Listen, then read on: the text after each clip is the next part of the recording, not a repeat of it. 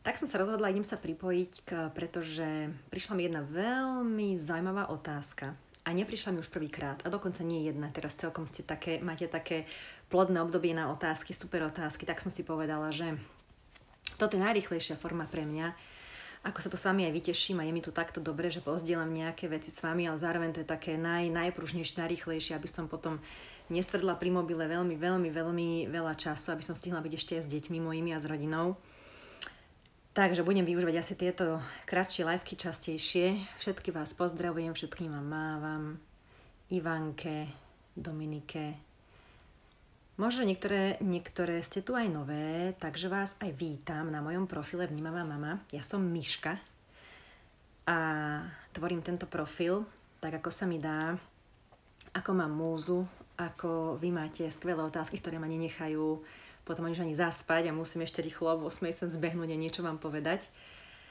A venujem sa témam vnímavého rodičovstva a kontaktného rodičovstva, dojčeniu, noseniu, spoločnému spaniu a tiež teraz tak viac osobnostnému rozvoju, pretože si myslím, ja osobne, zatiaľ, kam som sa dopracovala s mojím 5-ročným a 7-ročným dieťaťom, že rodičovstvo sa netýka a výchova sa netýka detí, nie je to o deťoch, je to v podstate všetko o nás rodičoch a o tom, ako my reagujeme na tie deti, čo robia. V podstate aj tak nikdy nemôžeme zmeniť správanie niekoho iného, ani našich detí, ani to nie je podľa mňa cieľom, ani to nie je podľa mňa úplne ideálne chcieť niekoho v podstate prerobiť.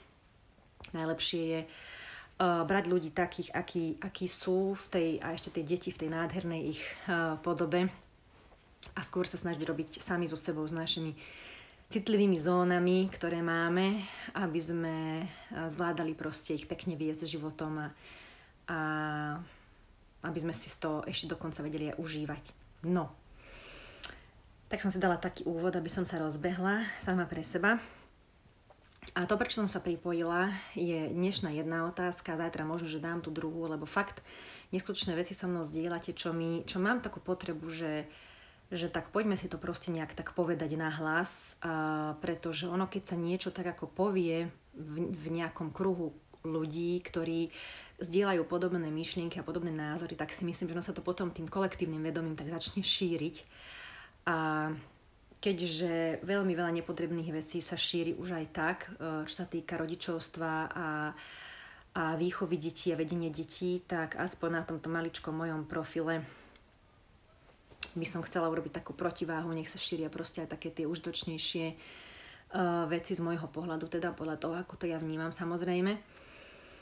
A prišla mi otázka, a nie prvýkrát, a to bola otázka jednej úžasnej maminky, ktorá prišla vlastne od gynekológa z vyšetrenia, ktorý jej povedal, že má prestať s dojčením svojej zhruba, myslím si, že viac ako ročnej dcérky, pretože, alebo takmer už 2-ročnej, rok a pol, nie som si presne istá, pretože dojčenie po roku už nemá žiadny význam pre dieťa. Bude ju bolieť chrbtica a odvápňuje si vlastne telo a kosti. Tak neviem, či ste toto už niekedy počuli, tak prosím vás mi napíšte, či ste takúto myšlienku už počuli a jedno, či už od lekára, od ľudí, od kohokoľvek. A ak ste počuli, tak mi dajte, tak sa podielte, čo si myslíte, alebo ako ste sa k tomu postavili, ako ste to urobili.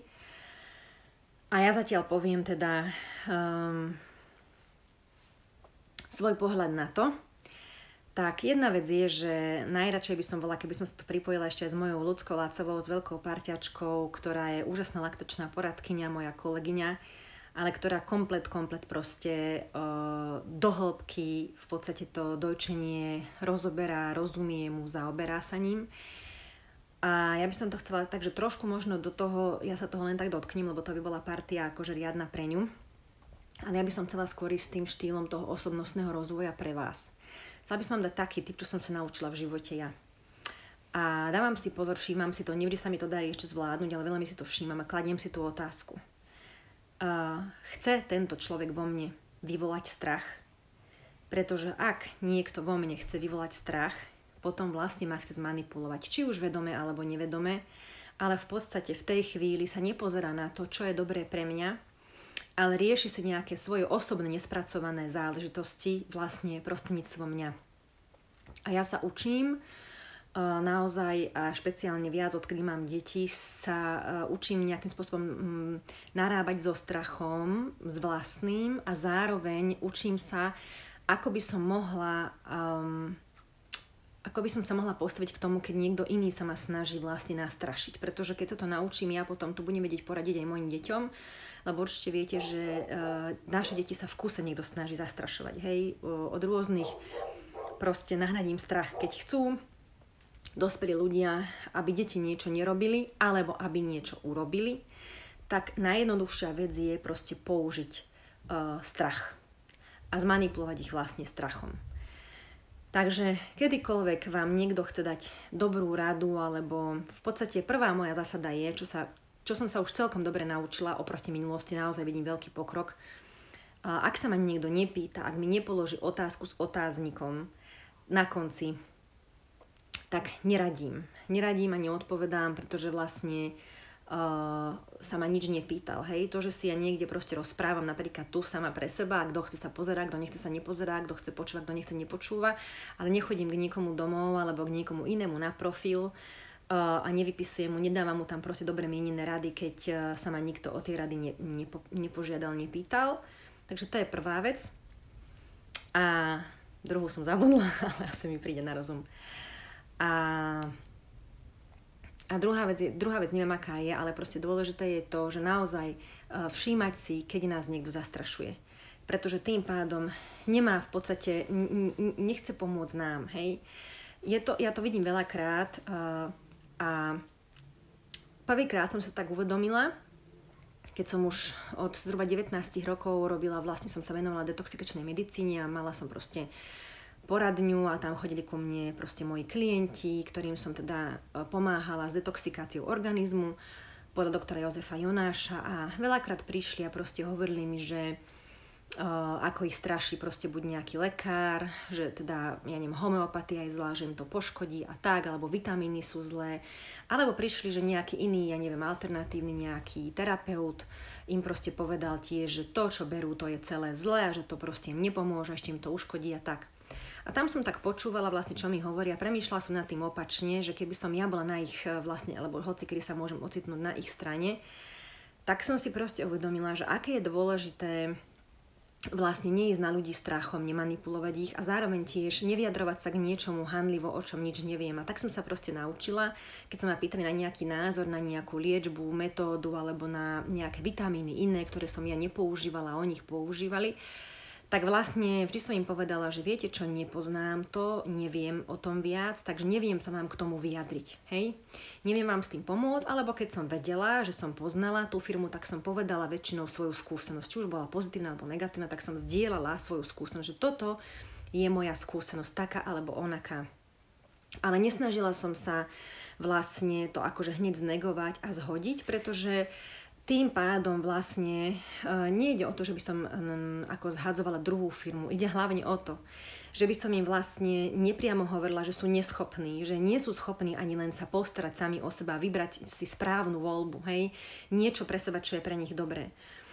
A toto vlastne vnímam takto podobne aj pri napríklad tejto situácii, tejto maminky a tohto gynekológa, lekára, alebo v hociakej inej situácii, hej, že keď niekto proste takto vystúpi voči človeku, či už je to matka u pediatra, alebo proste žena u nejakého lekára.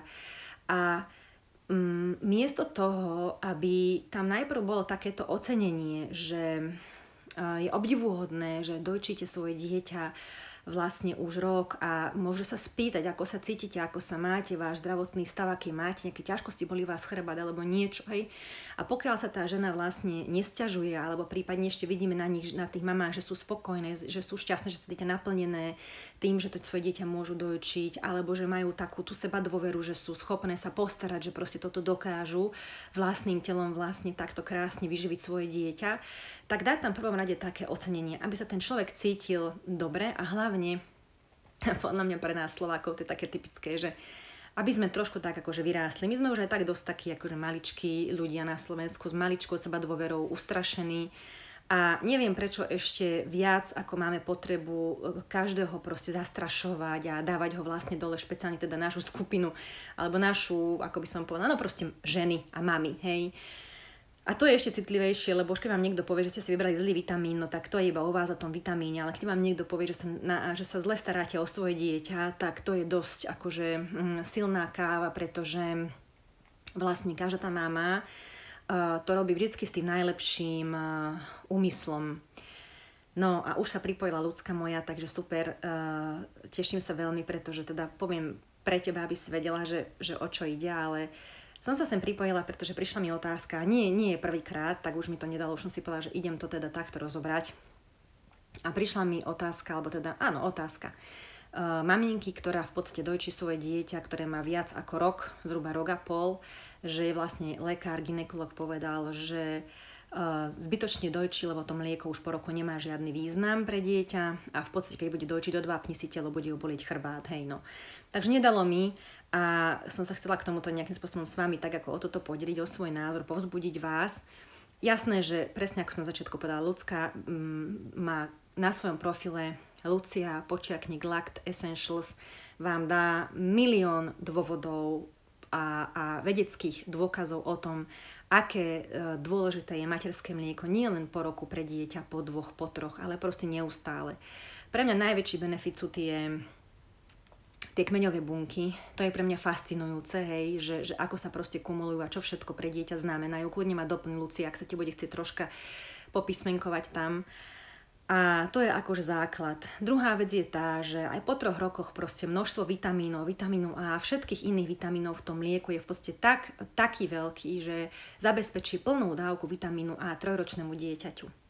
Keď si vezmeme, aká je dneska strava, a čo tie deti častokrát jedia alebo nejedia, tak naozaj proste takto zvrhnúť a opovrhnúť niečím takým dokonalým, opäť proste dokonalým, čo vytvorila príroda a dala nám to cez to naše ženské telo, tak je to proste veľká nevedomosť. Je to veľká nevedomosť z môjho pohľadu a preto by sa patrilo povedať, a to by som si oveľa viac vážila, keby odborník povedal, viete čo, my sme sa o tom veľmi veľa neučili, ja som si o tom ďalej viac neštudoval, neskúmal som to, takže neviem sa mám k tomuto vyjadriť, hej.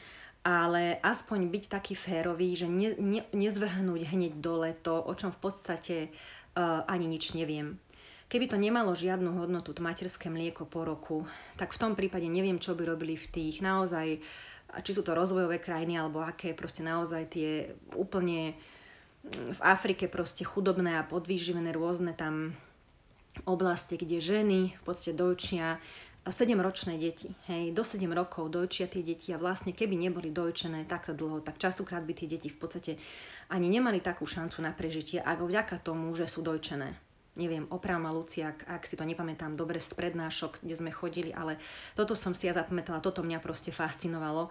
Takže naozaj nie je pravda a nie je možné to, aby materské mlieko po roku nemalo žiadny význam pre dieťa. Má obrovský význam pre dieťa, obrovský, hej. Či už nutričný, psychický, emočný, proste stále je to vzťahová väzba. A vzťahová väzba je základ. To, že jej väčšina ľudí dneska ešte nerozumejú tomu, čo je vzťahová väzba, to ale neznamená, že tie, ktoré ste tu a tie, ktoré to viete, alebo to intuitívne cítite, že sa toho vzdáte len preto, že niekto iný proste ešte nemal ten aha moment, ktorý vy ste si nacítili, hej, a navnímali proste prirodzene cez svoje telo, cez svoje dieťa. Cez ten zážitok, že ste sa stali vlastne matkami. Takže to je druhá vec a čo sa týka, nikdy by to príroda neurobila tak, si myslím, že taká nie je, práve naopak je veľmi múdra, že by v podstate niečo, od čoho závisí život nového človeka, novej bytosti, že by zároveň znamenalo ohrozenie, alebo ako keby pomaly sa to vyjadruje, ako keby zánik tej matky, hej, tej druhej bytosti, ktorá v podstate vyživuje toho nového človečika. To si nemyslím, že takto to ani nedáva logiku, hej, že by to takto bolo postavené. Takže naozaj by bolo fajn, keby sme mali v sebe takú pokoru aj odborníci, že by proste priznali na rovinu, že alebo by sa nevyjadrili k tomu, o čom naozaj veľmi málo vedia, alebo takmer nič. Ale keďže nezmeníme my druhých ľudí a môžeme vlastne začať zmenu iba od seba, tak to, čo si vždycky ja poradím je, že si proste poviem, že rešpektujem pravdu toho druhého človeka, hej, ja ho rešpektujem, ale zároveň žijem v súlade s tou mojou pravdou. A to je pre mňa podstatné. Nie je podstatné to, čo hovoria iní ľudia. Vždy budú ľudia, ktorí budú mať iný názor a je to v poriadku, je to ich pravda, ja ich rešpektujem. Ale zároveň sa učím každý deň žiť v súlade s tou mojou pravdou. A pokiaľ je vaša pravda, že to cítite, že chcete dojčiť, že chcete spať so svojimi deťmi, že chcete ich nosiť, že sa chcete o ne starať, že nechcete na ne kričať, že chcete proste na sebe pracovať, že čokoľvek chcete, tak dôležité pre vás je jedine to, aby ste žili v súlade s tou svojou pravdou. Aby ste vlastne si dôverovali. A rovnako keď niekto vám do toho chce vstúpiť, tak v tom prípade si len vždycky položte otázku.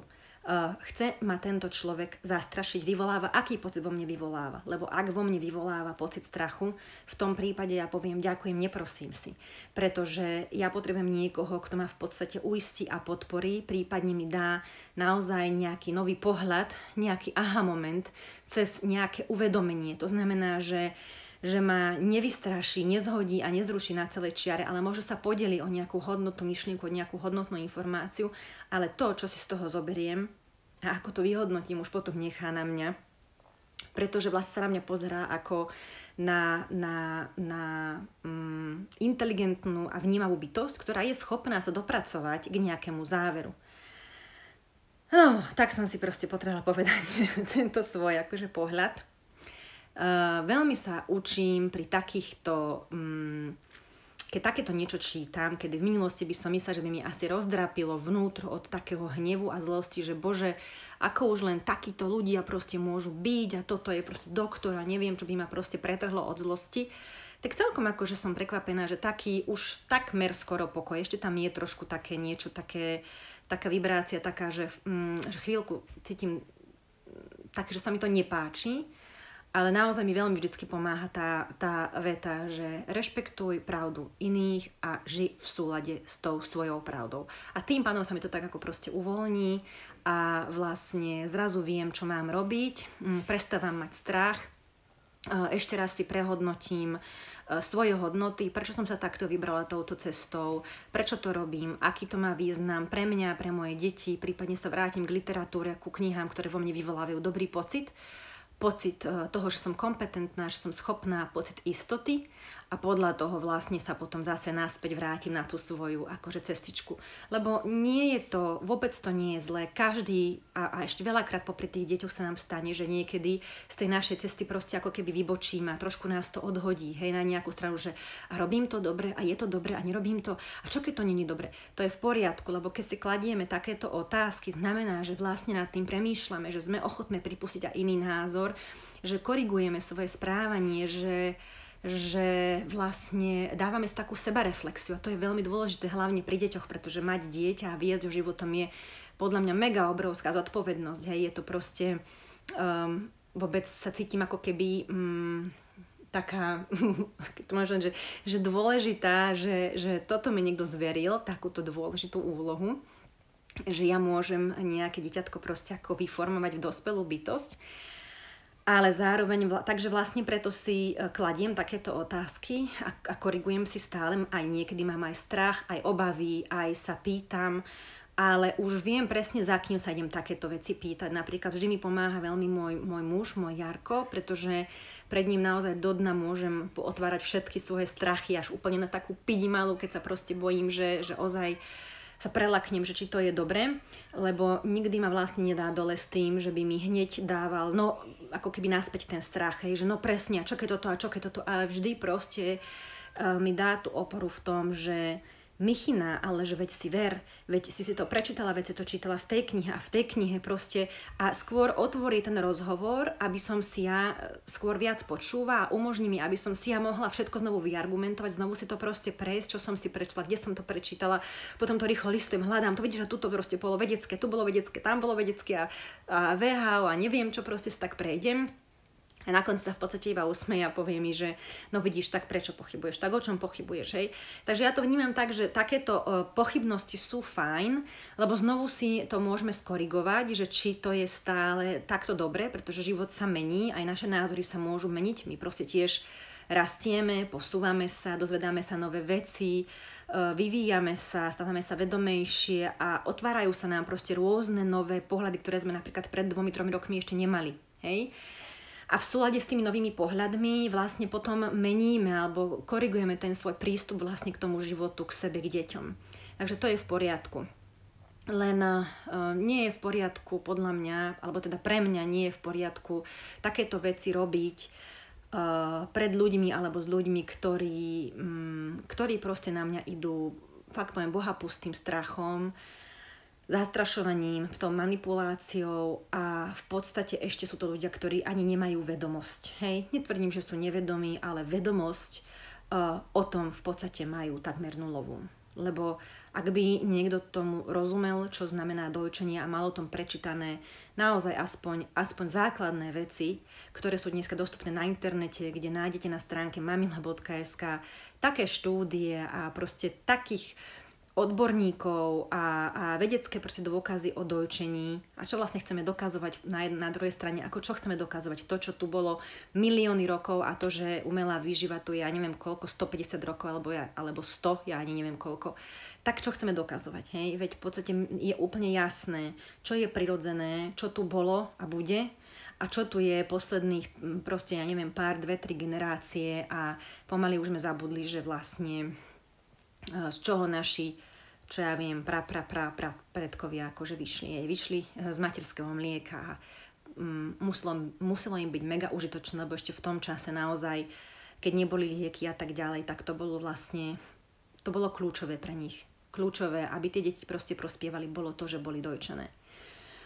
Tak som sa chcela podeliť s vami a potom vlastne zazdielam túto liveku aj maminke, ktorá kládla túto otázku, lebo som zistila, že pre mňa je v podstate praktickejšie sa takto na pár minút pripojiť a povedať to, ako keď to v stories potom tam 2 hodiny ťukám a tiež proste si chcem ten čas tak uložiť zmysluplne, aby som teda bola aj tu s vami, keď vám to pomáha, keď vám je to užitočné, mne to je tiež veľmi príjemné s vami takto zdieľať myšlienky, ale zároveň aby som proste, aby nemali deti pocit, že mám mobil na telefóne, teda nos na telefóne celý deň. A idem teda prečítať. Romy píše, že to počula nie raz a môj názor na to je asi taký, že mám 2-ročného syna a je stále dojčený. Veľmi dobrý názor máš, zdieľam tvoj názor, Romy, ďakujem, že si sa podelila. Majuška píše, áno, dcera mala asi 2 roky a keď som mala zdravotné problémy a lekár mi presne toto povedal, tak som hľadala alternatívne formy liečby, kde mi nenariadili ukončiť dojčenie, ale riešili problém. Presne tak. Presne tak.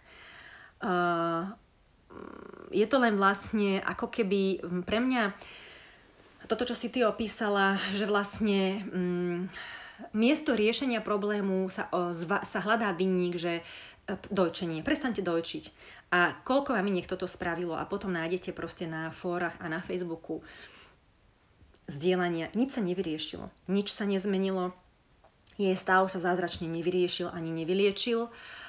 Jednoducho aj takto musela riešiť, akurát, že už prestala dojčiť to svoje dieťa, čo častokrát pre tej ženy je ešte aj veľmi psychicky traumatizujúce, pretože oni na to tiež nie sú pripravené, nemajú to premyslené tak zo seba, aby boli zo seba, aby to bolo v súlade s nimi, ako to oni cítia, ale sú zase strachom do toho dotlačené, do nejakého nezmyselného, rýchleho riešenia, ktoré nakoniec ani nie je riešenie pre ten ich konkrétny problém. To mňa fascinuje, mňa veľmi fascinuje, keď vlastne vieme ísť hlbšie k tým problémom a nie ísť len po povrchu. Olivinivilo píše, keď mal malý zástavu dychu, hľadal nám náš pediatr miesto v nemocnici tak, aby mohol zostať dojčený. Toto, keď si prečítam, tú vetu, hľadal nám náš pediatr miesto v nemocnici tak, aby mohol zostať dojčený, tak cítim veľmi veľkú vďaku za takto vedomých akože pediatrov a ľudí, pretože toto musí byť nesmierna ako podpora pre rodičov, že takéto niečo proste existuje, je to úžasné, takže to veľmi oceňujem. No a ideme na ľudsku, tá nám to tu našúpe. Ja rada používam výraz, že dojčenie je skvelý kompenzačný mechanizmus. Človek je už na figu v zdraví matky a dieťa tak dojčenie čokoľvek je už na figu v zdraví matky a dieťaťa, tak dojčenie to vždy zlepšuje. Dojčenie to vždy zlepšuje. Hej, chápem, rozumiem tomu. Dojčenie je fyziologický stav pre každú ženu a v minulosti ženy boli väčšinu svojho plodného života buď tehotné alebo dojčiace. Je to pre nás ženy biologická a fyziologická norma a nie nejaký strašiak, nie nejaká vec, ktorej sa treba rýchlo zbaviť, rýchlo ju ukončiť. Naozaj je to tak, ako ja rešpektujem, že niektoré ženy si to vyberú inak a že proste si zvolia inú cestu pre seba a pre svoje dieťa. Je to ich voľba a ako som povedala, rešpektujem ich pravdu, ale proste ja konám v súlade s mojou pravdou a moja pravda je, že som veľmi hlboko presvedčená, že dojčenie je základ pre vzťahovú väzbu matka-dieťa, je to základ pre zdravý vývoj ako pre dieťa, pre jeho nervový systém, tak pre jeho psychiku, pre jeho emočnú stabilitu v dospelosti a rovnako ale aj je to základ pre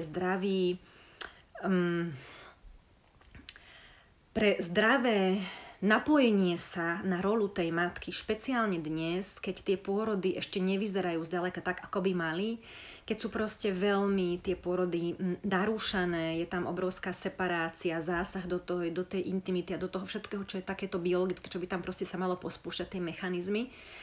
Tak práve preto si myslím, že častokrát pre tieto ženy, vrátane mňa, radím sa medzi tieto ženy, medzi takéto ženy, ktoré zažijú nejakú traumu pri pôrode a narušenie toho biologického konceptu, tak vlastne pre ne je to dojčenie vyslovene liečivý proces. Akorát to liečenie netrvá 2 mesiace ani pol roka, ale trvá proste oveľa dlhšie.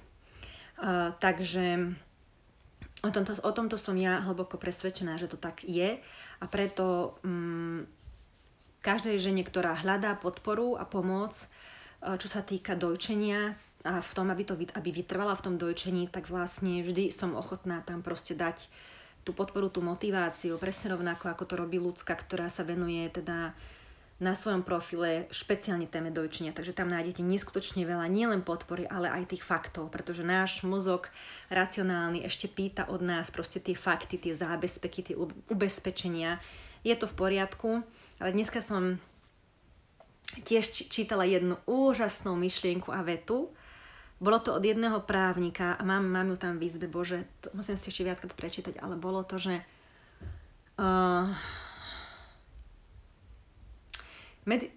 medzi tým, ako veľmi som sa snažil rozumieť a rozmýšľať, som takmer zabudol cítiť.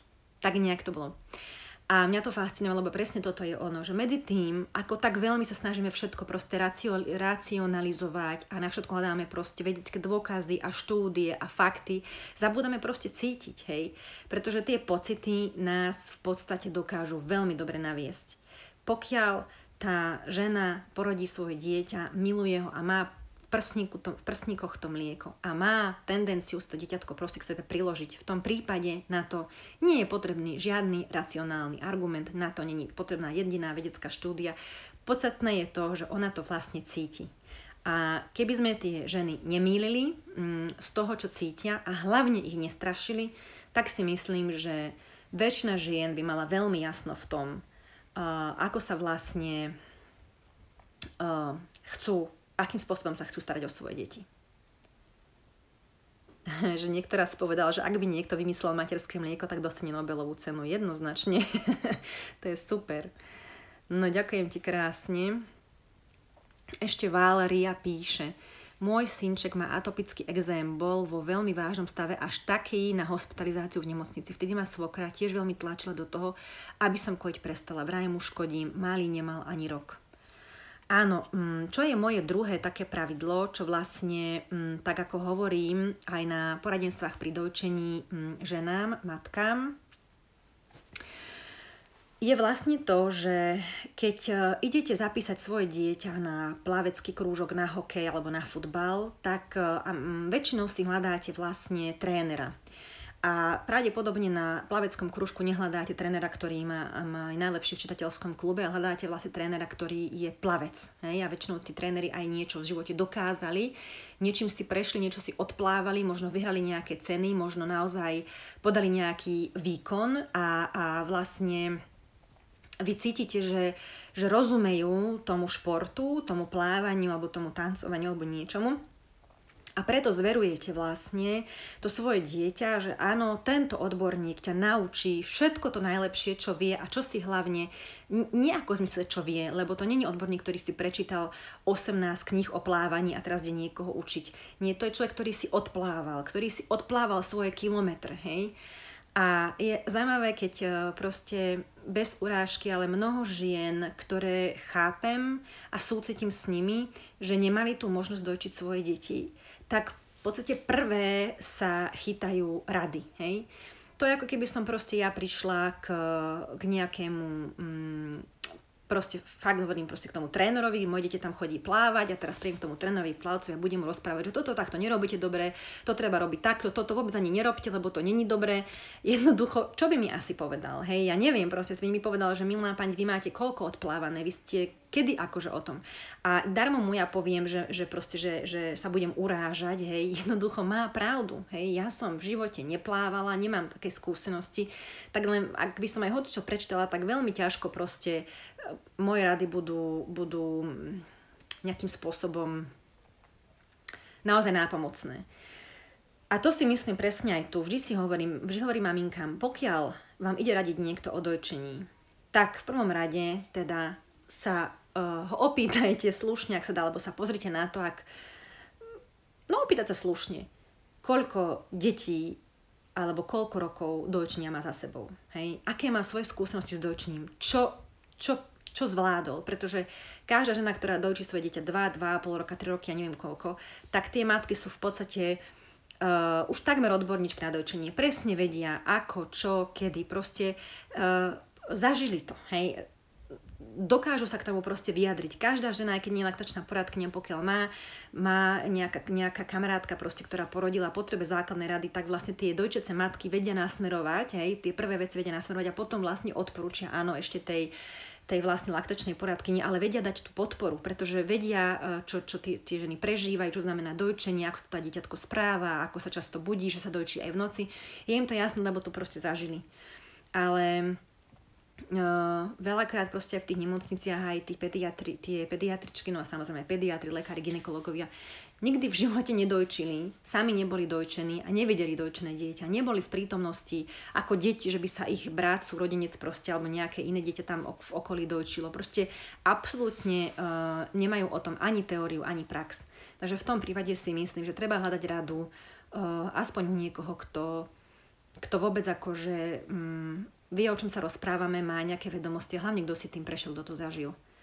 Takže nedajte sa zmiasť, nedajte sa hlavne zastrašiť. Dojčenie má obrovský význam aj po roku a pol, aj po 2, aj po 3. Aj po 4, aj po 5, aj po 6, to už je na vás, to dlhodobé dojčenie je už na vás, tam zase proste to môžete prehodnotiť s laktačnou poradkyňou, môžete si proste vypočuť rôzne názory, aj tak konečnú dôsledku musíte dať potom na seba, na to, čo cítite, ako sa cítite a proste aká je tá vaša pravda, aby ste boli v súlade samé so sebou. Ale v každom prípade nikdy nepochybujte o tom, že dojčenie proste je nejaká fáza dojčenia, kedy to mlieko nemá význam, kedy to je proste voda z vodovodu. To nikdy není voda z vodovodu. Hej? Nikdy, to je proste univerzálna, komplexná tekutina, potravina, ale aj ako keby nápoj lásky a proste všetkých možných aj nemožných látok a vibrácií, ktoré sa v živote ešte nikomu nepodarilo vlastne ani len sa priblížiť k tomu zloženiu, ani len sa priblížiť, takže nemôžeme potom o nej povedať, že je v akomkoľvek veku proste zbytočná a nepotrebná. A tiež neverte tomu, že nedovolte si nastaviť ten obraz. A to sa deje vlastne už v pôrodnici. A deje sa to rodičom stále. Stále v nejakej podobe nám chce niekto nastaviť, že sa nám narodil nejaký parazit, ktorý nás ide teraz zneužívať, vyciciavať, zničí nám domov, zničí nám vzťahy, vycicia zo mňa vápnik. Proste ako naozaj si len uvedomme, že čo nám sa to podsúva. Hej, čo nám chcú podsunúť. Hej, že vlastne mať tú predstavu, že moje vlastné dieťa ma o niečo oberá, to je pre mňa nepredstaviteľné. Hej, nepredstaviteľné. Neexistuje, že by som predstavila, že ma oberá o vápnik. Ak si berie nejaký vápnik z môjho tela v poriadku, tak zvýšim si proste to, čo cítim, strávu, doplnky výživy. Proste stačí, aby sme jedli poriadne mák, sezamové semienka, listovú zeleninu, kapustu, presne tak, ako to robia všetky veľké cicavce, ktoré majú proste obrovskú kostnú sústavu. Ako to robí slon, kôň, kráva, žirafa a ja neviem ešte aké zvieratá, tiež nepijú mlieko vlastne iného cicavca, jednoducho to majú všetko z trávy, hej, z tých listov. Takže to, čo môžeme robiť, jesť kapustu, mák, mať dobrú strávu, mať dobrú psychiku, mať nejaký spánok, vypýtať si pomoc, keďže sa staráme o tie deti, veľakrát sme proste unavené, je toho veľa, na každú ženu toho je veľa, vypýtať si proste pomoc a podporu od blízkej rodiny a zastaviť proste akékoľvek vyvolávanie strachov. Pretože strach oslabuje v momente imunitný systém o 50%. V momente klesá naša imunita až o 50%. A to nedovolte. Vy potrebujete byť zdravé, odolné a silné. A to znamená žiadny strach, ale seba dôvera. A láska. Vy keď sa naplníte vlastne lásku, odovzdáte sa tomu procesu, ktorý prežívate s tým dieťatkom a budete zamilované a plné lásky, tak viete dobre, že aj ľudia, ktorí sú zamilovaní a ktorí proste si tí mladí práve žijú to najkrajšie svoje obdobie, tak im nič není, nič im nevadí, ani to, že nespia, ani to, že je zima vonku, proste chodia, my sme chodili s Jarkom celé hodiny proste za ruky niekde v zime, mamina už vyzerala, či nie som zamilovaná, všetko mi bolo jedno, ja som bola zamilovaná, mne bolo dobre, ja som žila v nejakom opare, oblaku, nevadila mi zima, ani nič, ani to, že sme nespali, proste tá láska a ten pocit šťastia. A podľa mňa každá žena, ktorá proste môže dojčiť svoje dieťa, ktorá si ho priloží, aj keď sme unavené, ale večer, keď sa tie detičky túlia k nám, keď sa schúlia, keď nás pohľadkajú, keď tak spokojne spia v našom náručí, tak ja si myslím, že asi není žena, ktorá by necítila vlastne akože napojenie, radosť a čistú lásku vlastne voči dieťaťu a mal by tam byť aj taký ten pocit hrdosti na seba, keď to cítite, tak je to super a nezaháňajte to, buďte na seba hrdé a naozaj oceňujte samé seba za to, čo robíte a čo dávate svojim deťom po každej stránke, ako ich vyživujete. No, takže toľko som mala potrebu dneska vám tu povedať. Ďakujem za srdiečka, viem, že to ľudská moja určite túto mi šúpe, alebo jej dievčatá Hanka, Evička. Ale je to úžasné, povzbudzujúce, hlavne takto večer, už keď som troška taká spomalená asi voči svojej bežnej rýchlosti. Ale už je veľa hodín. Takže vám prajem dobrú noc, spokojné sny, žiadny strach, dôverujte samé sebe, klaďte si otázku, keď vám niekto niečo dáva nejakú nevyžiadanú radu, tak si vždy položte otázku, čo vo mne ten človek vyvoláva. Ak vyvoláva dobrý pocit dôvery, ak cítite sa pri ňom dobre, schopné, tak nad tým premýšľajte. Ale ak sa cítite zrazu malé, zašliapnuté a neschopné a prípadne zastrašené, že sa proste zdvrkávate, tak vycúvajte a rovno si proste dajte nejaké klapky na uši, na oči a proste urobte si bublinu, ochranu a dôverujte si. Peťulka, pozdravujem ťa, nosíme v šatke.sk, pozdravujem ťa, majte sa krásne, vidíme sa zase, lebo ešte mám jednu dobrú tému v Messenger, v DM správach od vás, perfektnú, týka sa školopovinných detí. Takže to si nenechám ujsť ešte najbližšie dni, že to sa tu s vami ešte o to podelím. Miška píše krásne, práve som dojčením uspala dcerku v náručí. Nádherný záver, ďakujem vám, prajem vám dobrú noc, ľudská, pozdravujem ťa, teším sa na tvoje storky zajtra. Verím, že ohľadom potrebnosti dojčenia po roku a viac. Čaute, dievčatá.